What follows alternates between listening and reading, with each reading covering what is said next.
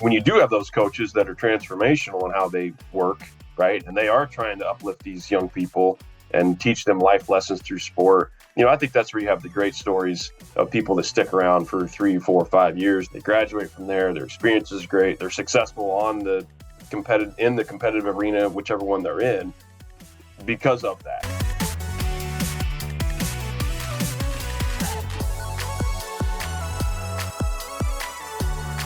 Back again with another episode of the MIAA A-Game Show podcast with Commissioner Mike Racy. I'm Chris Roush, and joined this week by the Director of Athletics at Northwest Missouri State, Andy Peterson. Andy, thank you for coming on and navigating this next half hour, 45 minutes with us. Sure, no problem. Appreciate the invite. It's always fun to talk about ongoings of small college athletics in the Midwest. Yeah, good to see you, Andy. Thanks for being with us. Absolutely. Take me through, Andy, I know it's been a few years since you took over the AD spot now, but just in your time since you've taken over that spot leading Northwest, what are you most proud of so far during your tenure? Man, that's a tough question. It's so broad. I think, it's hard to single it down to just one thing or one event, but I just think it's our relationships across campus from within and outside of this department.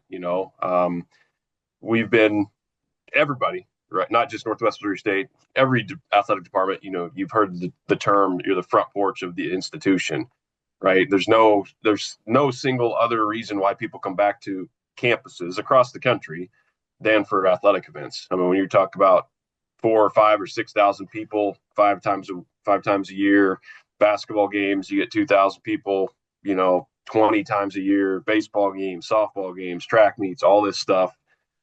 People come back to their campus for athletics more than anything else, right? You've got graduation, commencement. Yeah, you might get 4,000 people there, but it's one time. And so, for us, when I took over, I just felt like there was a little bit of a rift, and it wasn't negative or per se. There was just a discontent, if you will, on our relationship across campus. And again, nothing misaligned, nothing that was, egregious by any stretch of the imagination. But we just had some strain across campus, right? And, I really do feel like we've been able to bridge that and get back to the point where, I'm working in tandem with finance, and I'm working in tandem with HR, and I'm working in tandem with student affairs, the president's office, advancement, all that stuff. We're all at least pointed in the same direction. I think it's very easy, faculty, staff, athletics department, whatever, to start pulling at strings on, if you do get some funds from the state or from donors or whatever, where are you putting that? Are you putting it, into a certain degree program and uplifting that, or are you putting it into athletics? Because a lot of people feel athletics is not the mission of the institution. So, I just feel like from 2017, 2018 to now, we have been able to work on that a lot across campus. And I'm kind of on an island there, and rightly so, right? I say this a lot. Athletic head coaches are the best at what they do because their program is the most important thing at all times, always, right? They're also the biggest pains in the neck because their program is the most important thing at all times, always, right? And so when I go across campus and I'm fighting for certain things for them, right, they're all in. But when I come back the other way and I fight for things for campus and it disrupts what they feel like they're doing, there can be a natural tussle there. And so I've been in a few tough spots in the last 8 years, but I do feel like it's been for the good. We've uplifted, our volleyball program won their first ever MIAA championship a couple years ago. Soccer's been finishing in the top, 3, 4, top third of the conference consistently since we got back from COVID. Our track and field programs are pretty solid. Pitt's got an absolute juggernaut right now, but we're pretty solid right there in the 2-3 spot on both sides. Our tennis programs are still doing well under Rosie. Women's basketball's had some really good years the last 3 or 4 years. So it's one of those, everybody thinks Northwest Missouri State football. And then obviously the run that Coach McCullum had for 15 years, those are the two things that everybody looks at. And really, I believe, and it's not me, right? It is our coaches, it's our staff, it's our institution. We have really lifted the rest of our sport programs, and we're competitive across the conference and across the country. I think in a lot of those, and the Commissioner's Cup, I think is a great thing, Mike. It's one of those where you can really get kind of measure yourself, and we finished second and third a lot recently, and you don't do that if you've got two really strong programs and everybody else is not performing well. That's a department measure, and I do think we've made some headway that way since I've been here in 2018. Hey, Andy, you obviously you talked about the success at Northwest Missouri State, some of the things that you've done since you've been the athletic director, and trying to make sure that maybe the culture in athletics can resonate across campus. You can help the entire campus, entire community see how they benefit from such a strong culture. What that does for Northwest reputationally, connecting with donors, boosters, alumni. A lot of great news coming out of Northwest Missouri State. But when you look at college sports as a whole, there's a lot of things I think people are concerned about: where we're at, where we're going, Sure. The influence that Division I has in paying players and open transfer, and not a lot of enforcement, not a lot of rules, and how that impacts Division II, Division III. I'm interested on the opportunity to talk to you on the A Game show. What do you see when you look out on the landscape of intercollegiate athletics, and what role does the MIAA play in trying to make sure we stay grounded and connected to the educational mission of intercollegiate athletics? Yeah, I think it's the college athletics forever has been keeping up with the Joneses, whether it's facilities, scholarship, coaches' salaries, operational budgets, whatever. It's keeping up with the Joneses. Somebody builds a 300-meter indoor facility, let's build one. Somebody builds an end zone facility, let's build one of those. Scholarship wise, let's fully fund this program, right? I can't remember what year it was, Mike, 2013, 14, we did away with the 75% rule where you could fully fund all of your programs. Right. But there were always guardrails for the most part, right?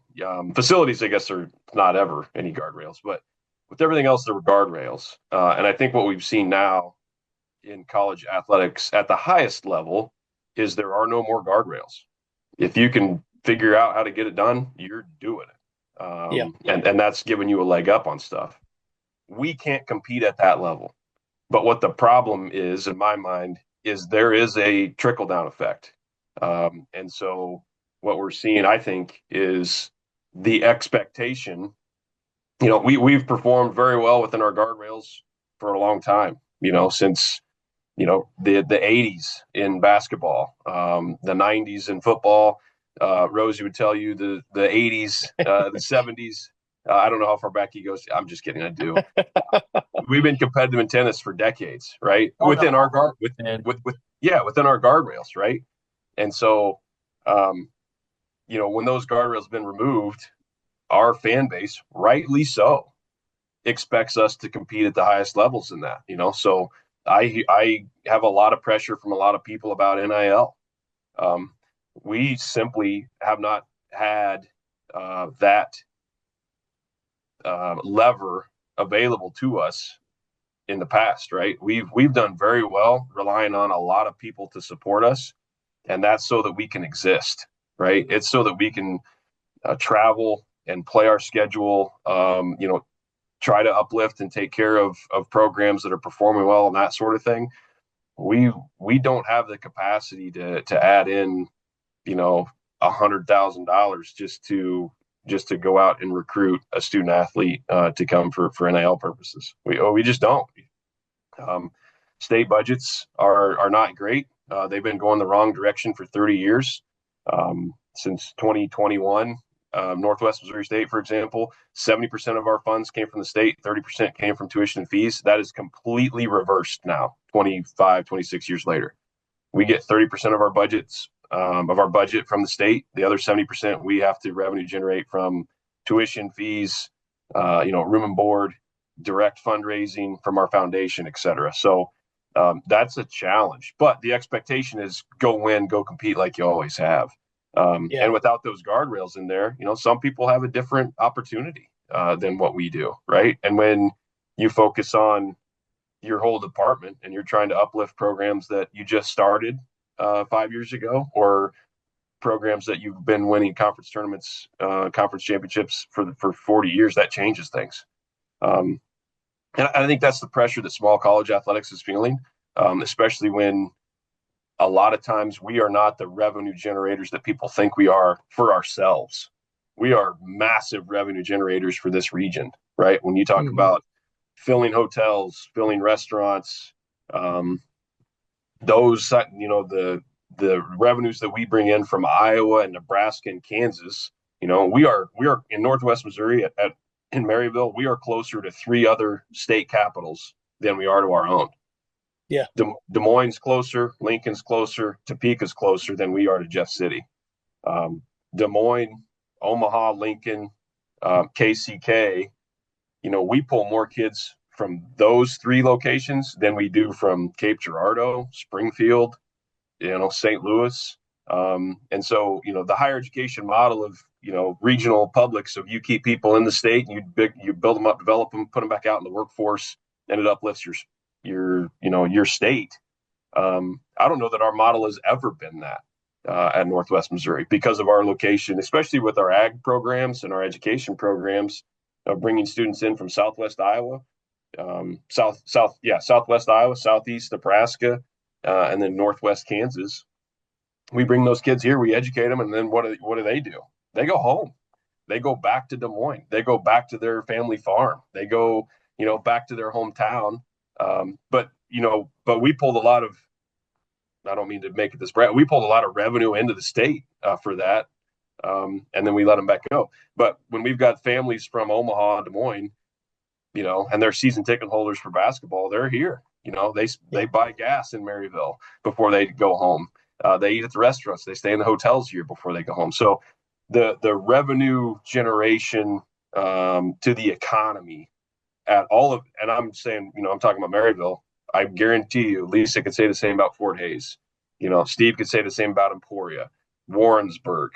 Go back in history a little bit. Kirksville, Bolivar, Rolla, Pittsburgh. There are so many small colleges. The ones that do really, really well, my opinion, are in these small college towns, right? It's a grander scale when you talk about Big 12, Big 10, SEC, but everybody rattles them off without thinking about it. Tuscaloosa, Austin, which Austin is not even real anymore. It's so big, but Lubbock with Texas Tech, and you talk about Ames with Iowa State, Iowa City with Iowa. Like the crux of all of those locations is that university that brings people there, and it's an economic driver that really you can't quantify, in my opinion, because of the activity that comes and goes from there between August and late May, early June in most of those locations. Andy, I think what you've hit on is what gives me hope that in all of the challenges and the things that we're wrestling with in intercollegiate athletics and higher education right now, at the end of the day, the values that we have, which are a commitment to educating young people, in our case, young student athletes, and the recognition of what intercollegiate athletics means, not just for the campus, but for the greater community. Those aren't going to go away. And I think that gives me hope that no matter how dark and long this tunnel is that we need to be in, there's a light at it where schools like Northwest Missouri State, Pitt State, Washburn go through the MIAA list. We're going to come out on the other end of it in really good shape. We'll continue to win national titles. We'll continue to be competitive, whatever the NCAA looks like. Schools that operate in the model like Northwest Missouri State will continue to be successful. Yeah, and I think, Mike, too, the other thing to think about, keep in mind there is 90. I'm just going to say the 99%. I think it's, it may be a little bit hyperbole, but at the same time, I think it's true. 99% of our student athletes, their athletic careers end here. They don't go play professionally outside of here. And everybody's like, oh, you get Trevor Hudgens, Ryan Hawkins, Xavier Oman, Matt Longacre. Yeah, I got it. That's 5 guys. We've got 400. The exceptions. Yeah. We've got 450 student athletes. I think the 99% is pretty close to that. Okay. But I think that's the difference between us. When was the last time anybody said anything about APR at the Division I level? Right. Or graduation? I mean, that used to be when I was going through school, people would pump that out all the time and all of their news articles and stuff about how these kids are graduating and this is how they're keeping track. But you don't hear that anymore. Right. And when kids are transferring 3 and 4 times, I see enough transcripts in my job now. Every time you transfer, you're losing 10 credits, maybe sometimes a lot more than that. If you go from a public to a private or from a private to a public, like that's a whole semester of education. When you take 12 to 13 to 15 credits a semester, you're losing a whole semester of your education. Well, that costs more money. So yeah, if you're getting a huge NIL check, no big deal. But if you're not, and transferring that many times, you're just extending. And I guess that's what scares me the most. It's not so much the athletic role in this thing, Mike. It's I'm going to say this, and it seems extreme. It's the attack on higher education, right? Mm-hmm. There's a lot of conversation out there about what is the actual value of higher education, right? Especially when we've got a huge need and a huge shortage of supply for trades, right? Plumbers, electricians, folks that go out and help your household run and operate. There's just the demand is not fallen. It's probably increased because folks don't know how to do that stuff themselves anymore. Right. It used to, hey, if I called the plumber, it was a problem because up until a certain point, dad could fix it. Mom could figure it out, whatever. That doesn't happen anymore. Right. Yeah. I talk about, I grew up on a farm. I can do a lot of that stuff because my dad, my uncle, and my grandpa, we were exposed to that stuff. So I can fix a lot of stuff. I do a lot of stuff around here that I shouldn't do. My facilities team gets on to me all the time because I'm doing crap I shouldn't be doing. But, family farms are going away, right? There's not near as many family farms as there were 20 years ago. Those kids are not walking around with, I still have, just out of habit, I've got a jack and a pry bar in my truck because that's what you did. You always had that stuff with you to fix stuff. I mean, kids don't have spare tires on their cars anymore, right? And that's not an attack on anybody. It's just like, that's the way that society and culture has changed. The demand for those trades has went up. The supply has gone down. And so naturally people are saying, why are all these young people going to college, going in debt $100,000 for a degree that has no application to society anymore? And we need, you go be a plumber or electrician, you get your certification or whatever you got to do to get trained up on that. And you can make $100,000 a year as a 19-year-old rather than being in debt, $30,000 and got 3 more years of that coming. So that model is what scares me the most. It's not about athletics. Like we'll find our niche, I think, forever because of what you said, Mike. There's an identity and a connection back to this place because of athletics and the brand. For me, it's more about higher education. Can we figure out a way in this society, in this culture of here's the value. Let's continue to invest in that and uplift people. I still think education is the most important one. But we've got to figure out that niche and how that works in the Midwest and out on the East Coast, out on the West Coast, so that universities and colleges are protected to a certain extent, so that the opportunity is there. I think that's maybe what we're facing more so than anything else. It's not necessarily the change in athletics. It's not NIL. I mean, it's higher education writ large. And where do those institutions fit in their communities, in their states, and in their regions across the country? Yeah, good point. Andy, I want to bring up something else you mentioned a little bit ago about smaller schools just competing in this era of NIL, et cetera, whatever else there. How much does that put on, MIAA schools, small Division II schools, when you're looking for the right coaches to lead programs and stuff? Because again, coaches lead just as much as players do. in this day and age. But how much does that have to go into this too? Of we have to find the right people to lead the programs to make kids want to come here, even though there's not that extra, like you said, $100,000 check waiting on them. How much does that have to play into some of this as well? Of it's harder now for coaches because the portal is so massive Yeah. to get kids to come to their school, their program without that. Yeah, there's a connection piece. It's real. There's a relationship that has to be had. Everybody, Tom Izzo, Danny Hurley, those guys. They're not under attack, but they get in the media for being hard on their guys. Well, their guys aren't leaving. Why is that? Because there's a relationship there. They're trusted. But when you see some random coach and his whole or her whole team leaves, and then, those kids get on interviews or Snapchat or Twitter or whatever, and they say, well, it was a unhealthy environment and all this stuff. That's because there's no relationship there. And when you've got a transactional culture of you come here and help me win, and then I'm going to go get the next best job, or you come here and help me win, but it's all about me winning. And if you're not doing that, I'm cutting you and I'm going to go get the next best kid. And there's no development there. There's no accountability, and there's no standards to be held, that sort of thing. I think that's where that stuff falls apart real quick. But then when you do have those coaches that are transformational in how they work, right, and they are trying to uplift these young people and teach them life lessons through sport, I think that's where you have the great stories of people that stick around for 3, 4, 5 years. They graduate from there. Their experience is great. They're successful in the competitive arena, whichever one they're in, because of that. So it goes both ways. I don't think it can be just one or the other. And you also see coaches that are getting, fed up with it and retiring. I think that's part of it too. Like, I've been able to do this a certain way for so long and be really successful at it. And I'm not connecting with these young people anymore.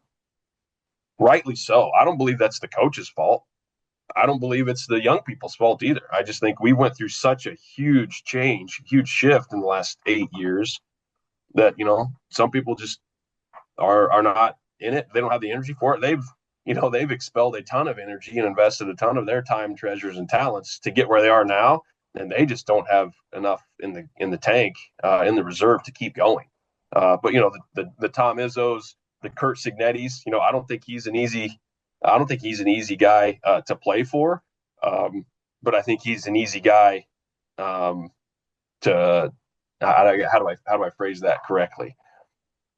I think he's a hard coach. I think he's an old school, here's the standard, and the standard is the standard. And if you're not meeting it, get the heck out.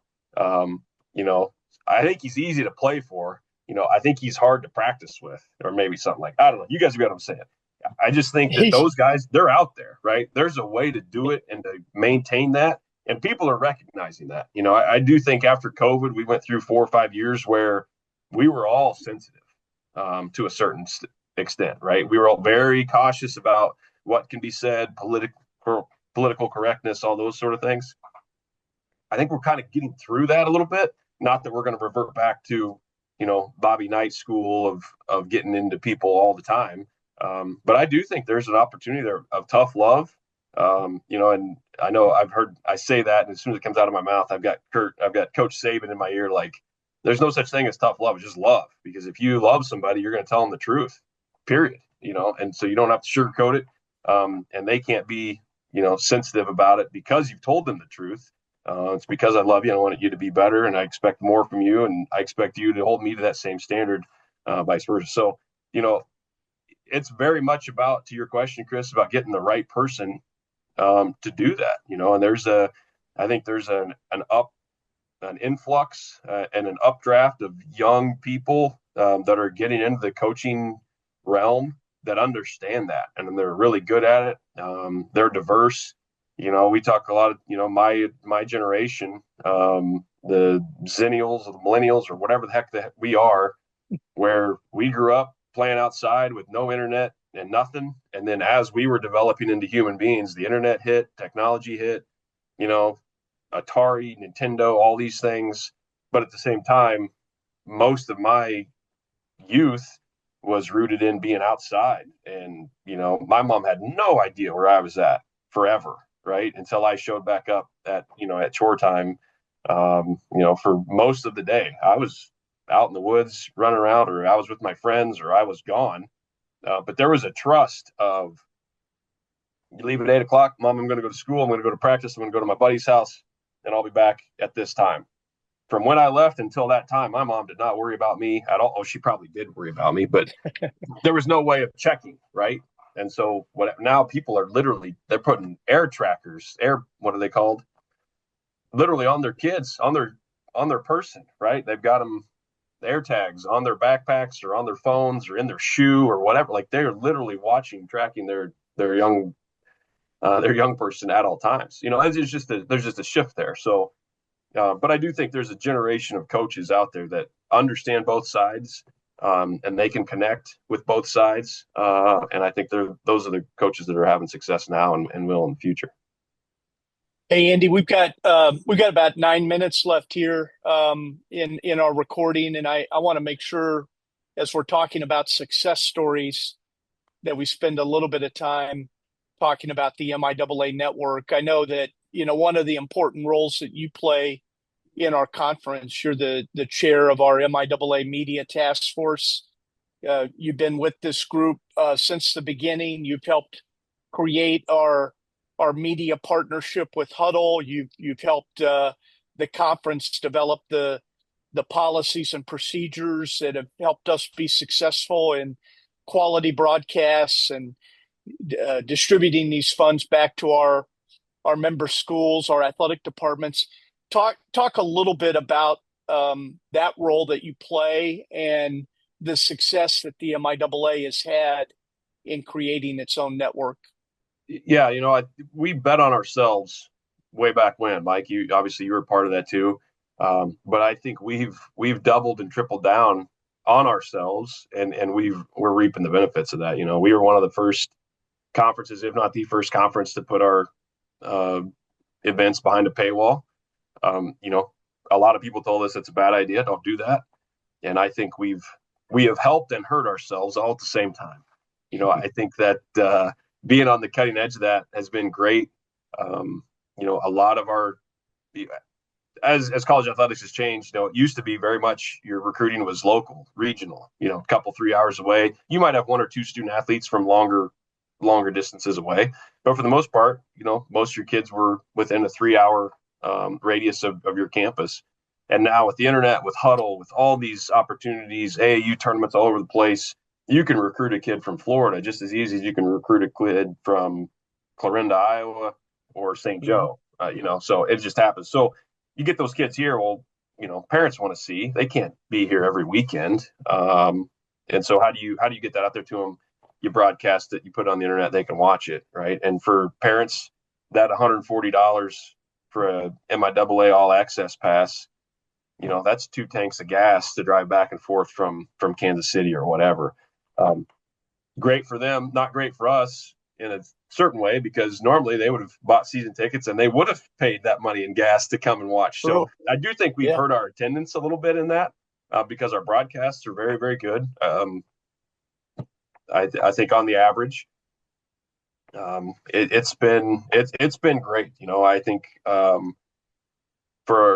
I guess I might be most proud of, to go back to your very first question of this whole deal. That's one of the things I probably am the most proud of, is the MIAA network and how we've done this together as a conference. I mean, we've changed the model in terms of how we pay out. It used to just be percentage based, right? The number of subscribers, Northwest Missouri State had 25, 33%. We took 33% of all of it. And we've reinvented that a couple of times over now, because what would happen was our student athletes would be competing at X university, and I'd get 17 phone calls because the audio wasn't working. Well, I'm not there. It's at X university, 2.5, 3 hours, 4 hours away. I can't manage that. So then I got to call my colleague and tell him, hey, your audio's not working.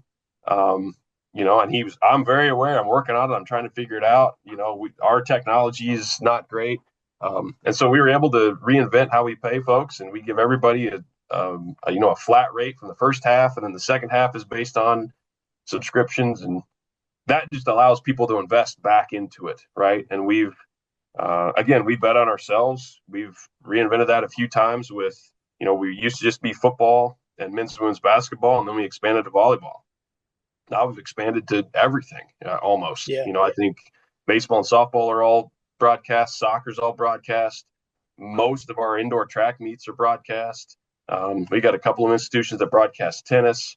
And so when you're doing all of that, you're just widening the brand, doing all those things. We went to a couple of years ago, we started our premium events where, it kind of started with football, where if you buy an MIAA access pass, you get all of our MIAA events, right? But not necessarily all of our non-conference events. Well, the best way to maximize return on those is, we played Mankato a few years ago in football, put that under a premium event. So it costs a little bit more because it's a premium event. And all of those revenues come straight back to Northwest Missouri. We don't spread those across the league, because I'm the one that's putting my neck out there about, hey, or Pittsburgh State playing Ferris, right? Everybody looked at Jim Johnson like, why are you bringing Ferris State to Pittsburgh? Well, they beat them 19-3 or whatever it was, and there's a part of that goes into it. We get a lot of, Mike, I know you do, I get a lot of phone calls from a lot of folks about, hey, how do you do this? What's the model? And a lot of times they're thinking, you gave up how much money for your colleagues? You're splitting that with them. Why would you do such a thing? And again, half of my games are here. Yes. The other half are not here. The other half, I don't have any control over the broadcast, the number of cameras, the audio, the students that are doing the play-by-play. I don't have any control over that. But if I give, X amount of dollars to Rob Mallory at Southern or to Mark Bauer at Kearney, they can invest into their production, and it all that stuff rolls downhill. And again, like I said, we've bet on ourselves a few times now, and I think so far we're on a pretty hot streak on the table and reaping the benefits of it. I agree. I think you've helped us realize, Andy, in your role as chair, that the rising tide lifts all boats. If we agree that we're all in this together, we're all invested in our own network. We're not taking a check from somebody and just here's all of our content. Go mix it in with everything else that you have. We own it. We have pride in what we've created. And I think it has helped everyone get better. We did 1,600 games last year. We broadcast 1,600 live events on the MIAA network. And, not all of them were perfect.